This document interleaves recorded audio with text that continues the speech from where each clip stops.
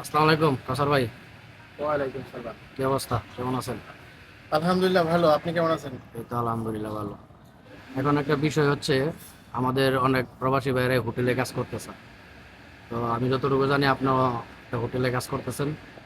তো যারা প্রবাসীরা হোটেলে কাজ করতেছে, হোটেলের ব্যাপারে আপনার কি অভিজ্ঞতা, বা আমার যারা দর্শক আছে তাদের জন্য আপনি কি বলতে চান, বা কি নিউজ দিতে চান তাদের তাদের জন্য?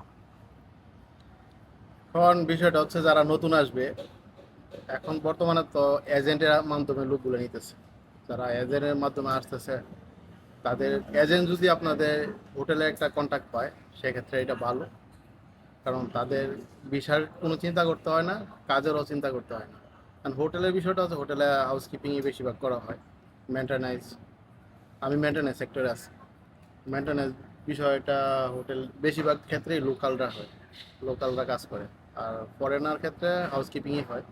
কারণ হাউসকিপিং যদি আপনার তারা করতে পারে, মোটামুটি খারাপ না, ভালোই আসবে।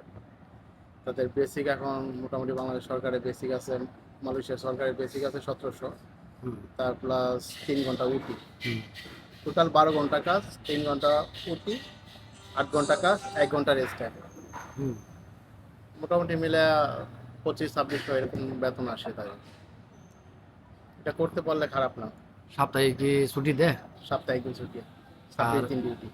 তো থাকা খাওয়ার ব্যাপারে থাকা খাওয়ার বিষয়টা হচ্ছে, আপনার কোম্পানি থাকা দেয়, হুম, খাবার নিজের। খাবার নিজের। আবার কিছু কিছু হোটেল আছে, আমাদের হোটেলে খাবার দেয় না, থাকা দেয়। আবার কিছু কিছু হোটেল আছে খাবার থাকা দুইটাই দেয়। ফেসিলিটি এখন হোটেলের উপর নির্ভর করে। আর হোটেলে যারা কাজ করে, তো এখানে তো অনেক ফরেনার গেস্ট আসে বেশি। তো সেই অবশ্যই ক্ষেত্রে আপনার যারা কাজ করতেছে তাদের তো মনে হয় একটু ইংলিশ বা মালায়ু ভাষা জানার দরকার আপনি জরুরি। যখন নতুন আসবেন, তখন তো আপনার এই দেশের লোকাল ভাষা জানবেন না, মালয় ভাষা জানবেন না। অবশ্যই আপনাকে একটু এডুকেশন হতে হবে, ইংলিশে কথা বলতে হবে। হুম। আস্তে আস্তে হয়তো বা আপনি শিখবেন মালয় ভাষাটা। মালয় ভাষা যদি পারেন, তাহলে সেক্ষেত্রে আপনার ইংলিশ দরকার পড়ে না। হুম।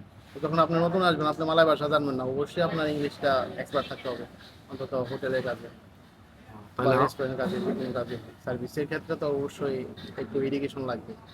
তো আপনার চিন্তাধারায় কি, মানে যারা হোটেলে কাজ করতেছে তাদের জন্য কি আপনি কি মনে করবেন যে আসলে এই কাজটা কি ভালো হোটেলে না খারাপ?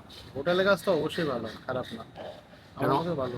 অনেকে তো বিল্ডিং এর আবার কাম করে। অনেকে কনস্ট্রাকশনের কাজ করতে পারে, পছন্দ করে। আবার অনেকে হাউসকিপিং এর কাজে আইসা সে করতে পারে না, কারণ একটু মাজাতে প্রবলেম, মানে মাথায় প্রবলেম আছে, মাজায় যেহেতু প্রবলেম কাজটা হয়। একটু নুয়া নুয়া করা লাগে এই তো। এর জন্য। এক একজনের পছন্দ এক এক রকম। কেউ রেস্টুরেন্টে পছন্দ করে, কেউ হাউসকিপিং এর কাজ পাইয়া করে না। তাহলে বিল্ডিং অনুষ্ঠানের কাজে তো মানুষের স্যালারি বেশি, ওই কারণে মানুষের ওইটার চাহিদা একটু। ওইটা কষ্ট হইলো স্যালারি, আমরা যেহেতু টাকার জন্য আসি, ওই চিন্তা ভাবনা করেই কনস্ট্রাকশন যাওয়া আর কি। হুম, তাহলে আপনাকে ধন্যবাদ। তো ভালো থাকবেন।